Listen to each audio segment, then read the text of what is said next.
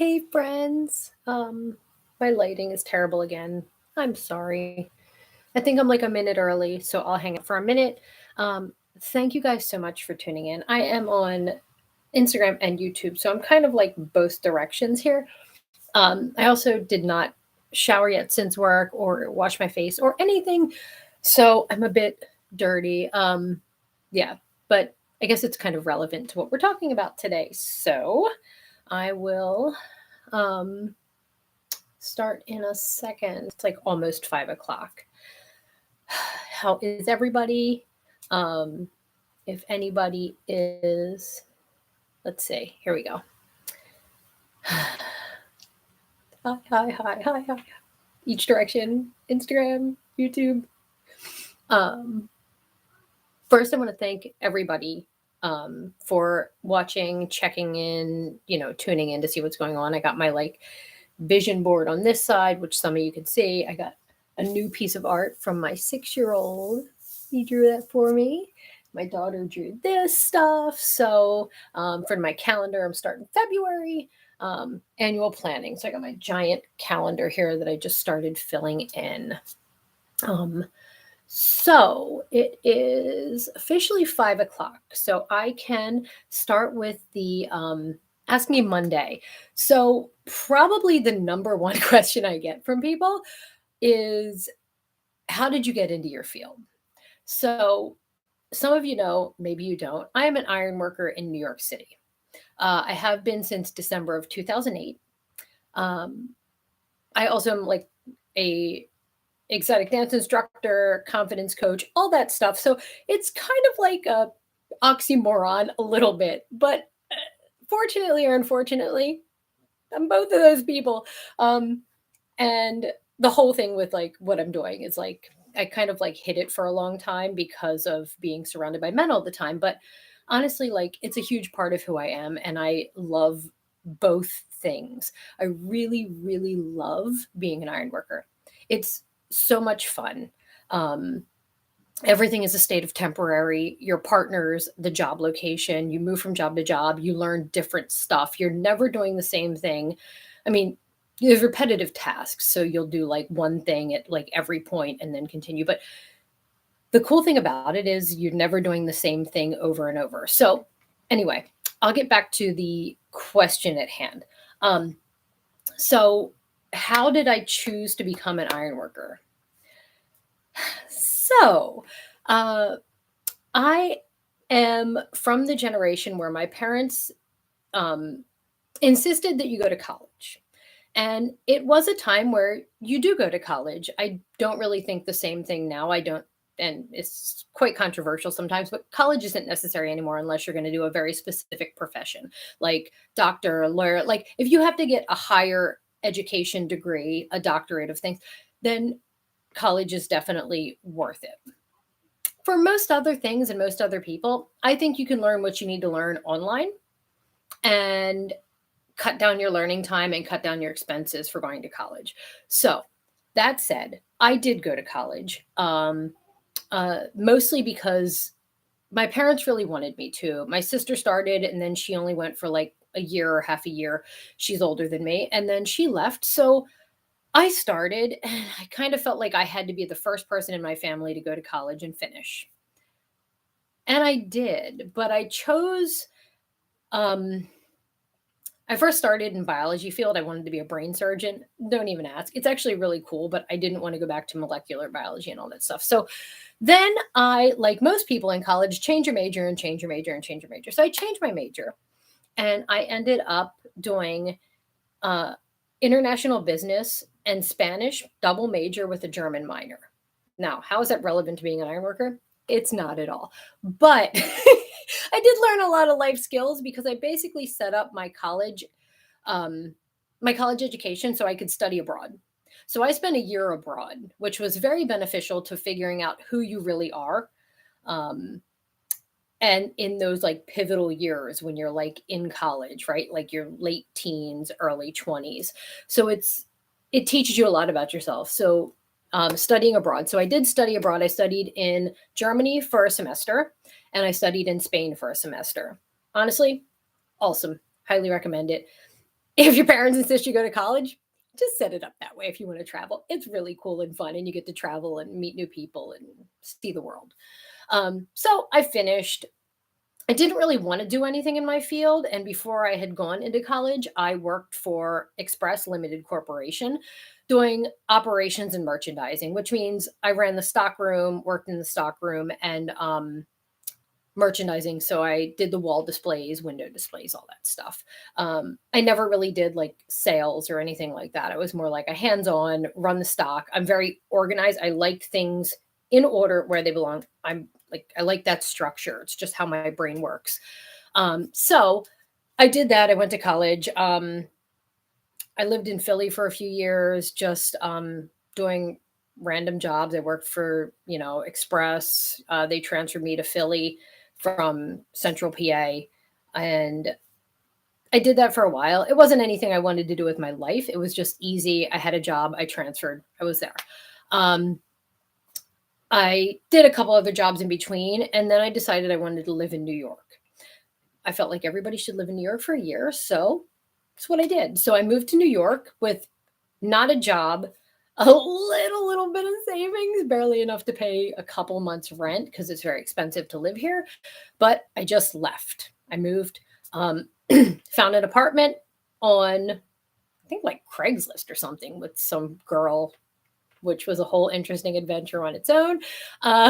And then I found the most awesome roommate ever, who is Frank the roommate, who we were roommates for several years and we had the best time and we were like the closest friends. And he came to all the derby events and everybody knew him as Frank the roommate. And when I say derby, I mean roller derby. I skated for the New York League. I started in Philly, helped found the Philly League with a couple other people, like a big group of people, and within a year transferred to Gotham, which is Gotham Derby now. It used to be Gotham Girls Roller Derby.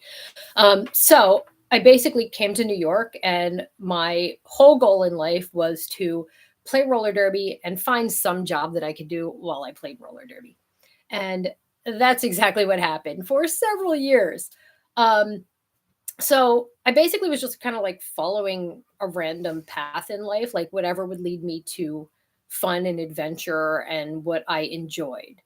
Um, I ended up getting a retail job when I moved here. I didn't transfer with Express. I got a retail job when I moved here, and I made enough to get by. I didn't make very much money at all, but I made enough to get by. I had a roommate, um, and I left the retail job.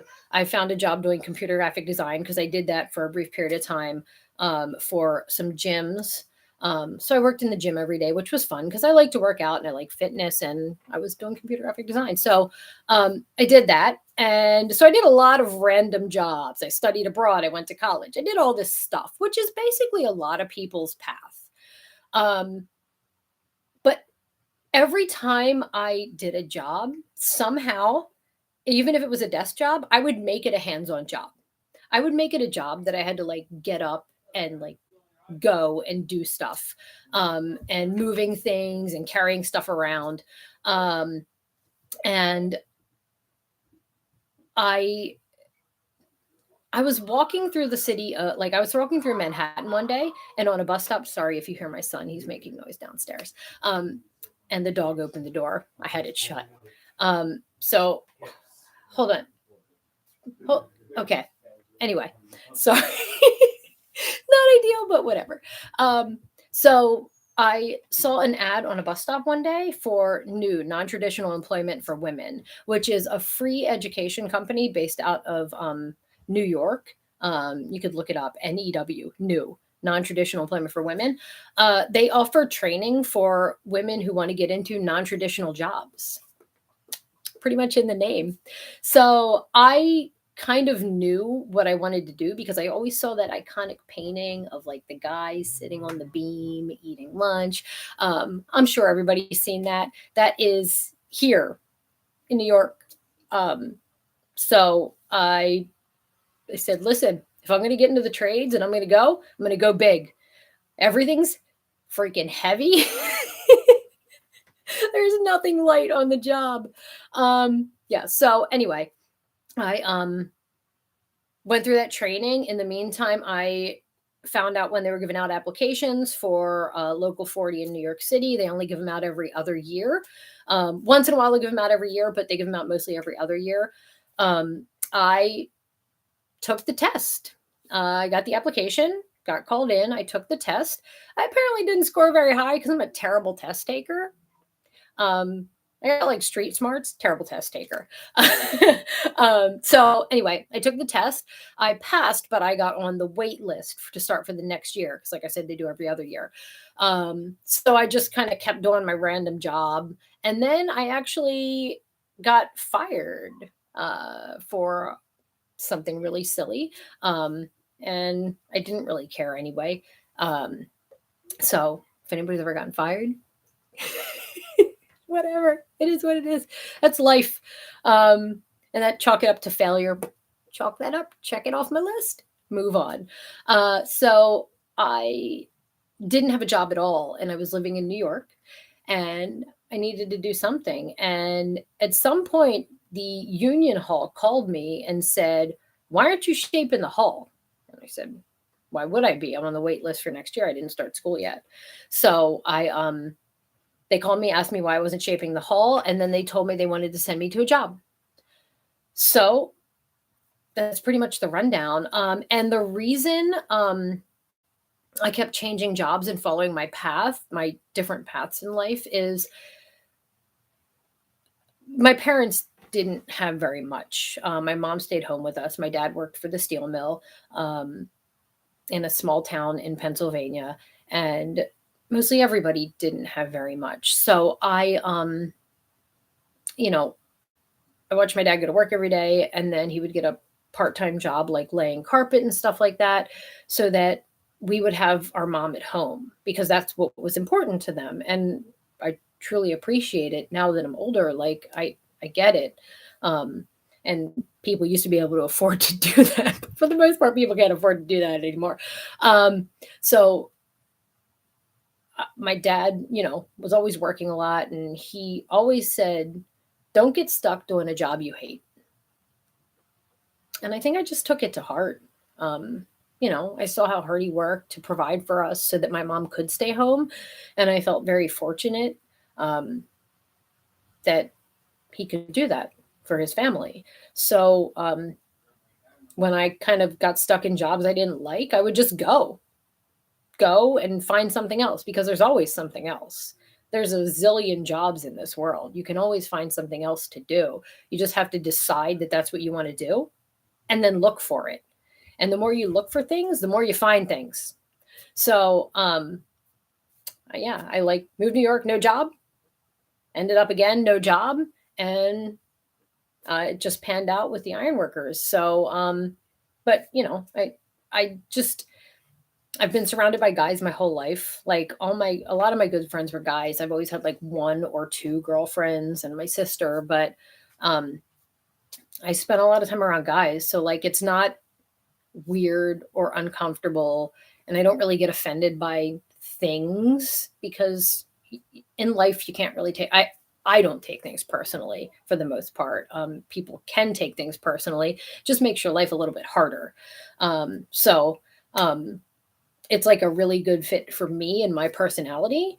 I love getting in there and using tools and climbing things and hitting things with a beater and burning and all the things involved, layout and that kind of stuff. So it just works with my brain. Also, when I was in high school and middle school, every test I ever took told me I should have been an engineer, and it's pretty much the same thing. Like you do a lot of like layout and design and engineering when the blueprints don't work. So it just fits for me. I have like an engineering brain. So, yeah, long story short, and that was a long roundabout way, kind of like a brief history. But how I got to my job is I just kept following what I wanted to do until I found it. And I love ironwork. And the guys that I work with are really cool. Like for the most part, I don't have any problems at work because you show up, you do your job, and male or female, you show up and you do your job. And that's the important part. I don't think it's one or the other. And I don't think, sure, like guys have more upper body strength, women have more lower body strength. So like I lift things differently than the guys at work. And they do a lot of things differently than I do. But you know, that weird saying about skinning a cat, there's a lot of ways. I don't know why you would skin a cat, but there's a lot of ways to skin a cat. So we all get the same thing done. We just do it differently. So don't ever let anybody think that like if you want to go into like a male dominated field or you're left brained, right brained, how you're like whatever works, like follow what works for you and then just choose to do it because that's your path. And that's like you got to follow your heart because you spend a whole lot of time at work. And if you're not happy at work, you know, it's a lot of hours of your day. So, yeah, anyway, I'm going to cut this off now because it's been like a while. So, yeah, but I'd love to hear how anybody else got into their field, if especially if it's like a male dominated field, like you know, women in engineering, women pilots, and like we went to see monster trucks last week, and there was a woman driving one of the monster trucks, and it's just really cool to see women do things that aren't so traditional. So if so, um, you know, drop it below and like let me know what you do and how you got into that field because you know it'd be really cool to like chat about it and meet other women who do these kinds of jobs other than like the women I know here that do it. Yeah, because I think you're all awesome.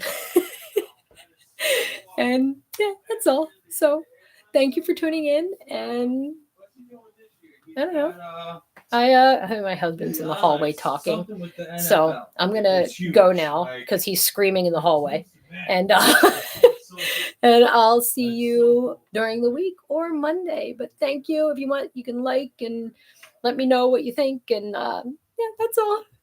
See you later.